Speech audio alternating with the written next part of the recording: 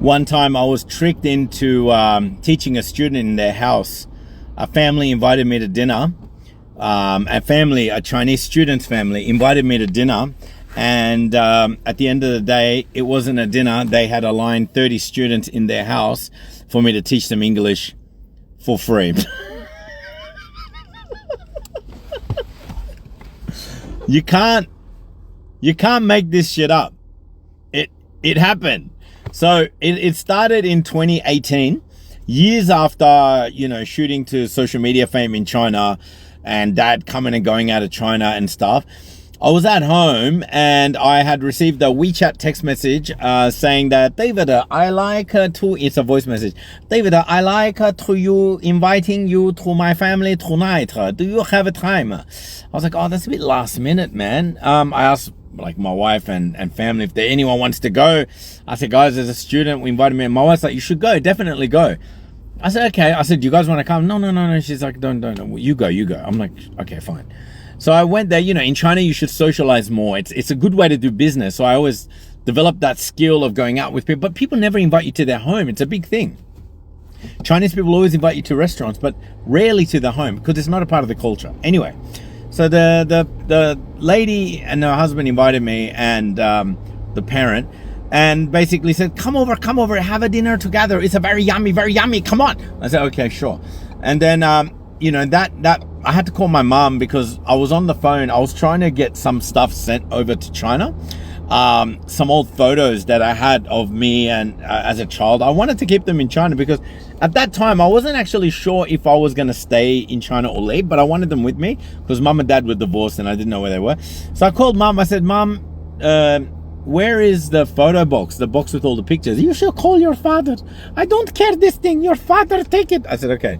And then I called dad. By this time, dad's already remarried. He's got kids. Like, my dad didn't waste time. He remarried another lady who's like almost my age. I mean, good on you, dad. And, he had another daughter. So I have another sister, which is cool. I love her.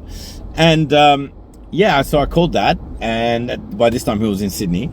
And I said, hey, dad, what are you doing? He goes, yes, son, I am in the toilet shitting. I said, okay, dad, thank you. And, dad, can you tell me where the photo box is? What photo box? I said, the photo box with my kid photo. Oh, you mean the one with all the thing? I said, yeah, dad, where is it? It is with your mother. I said, my mom said it's with you.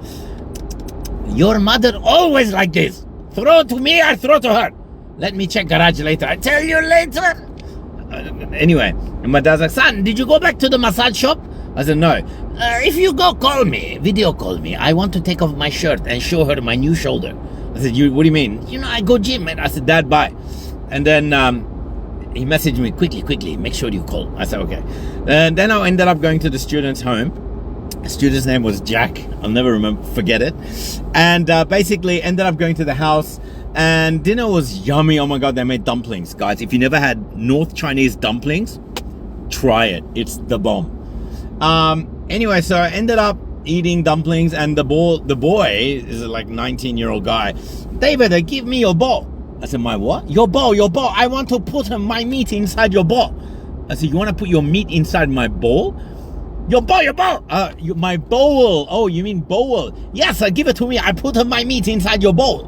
I said, why are you going to put your meat, man? What are you talking about, bro?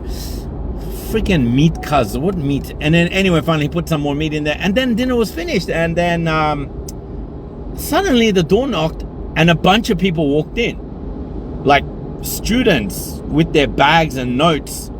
And I was like, oh, okay, what's going on? I said, you have a meeting? And the mother is speaking in Chinese. 没事 David 老师，你吃饭以后我跟你说啊，行吧，行不行？你吃饭以后我跟你说啊。It's after you eat, I'll tell you. I said, okay, sure. And my student said, David, are you busy tonight? I said, no, I'm going to go home. Oh, no, you can stay. And then after dinner, they packed up and the woman took me to another room. And it's a freaking classroom. I don't know where they had, it's a giant apartment, like 2 or 3 floors. And it's like another room with kids sitting down. And apparently the woman is a teacher, told her students that there's a foreign teacher, come, you'll learn English for free. I was like, what? David 老师，你麻烦你教他们一点英语啦。I said, what do you mean?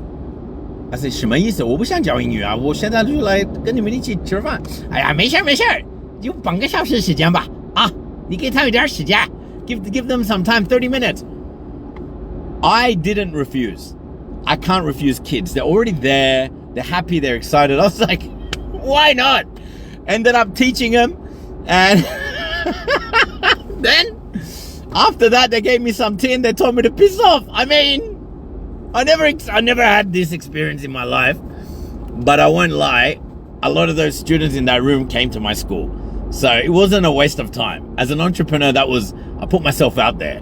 Don't refuse. The moral of the story is don't call your dad when he's in the shitter. Number 2, don't refuse an opportunity. Bye!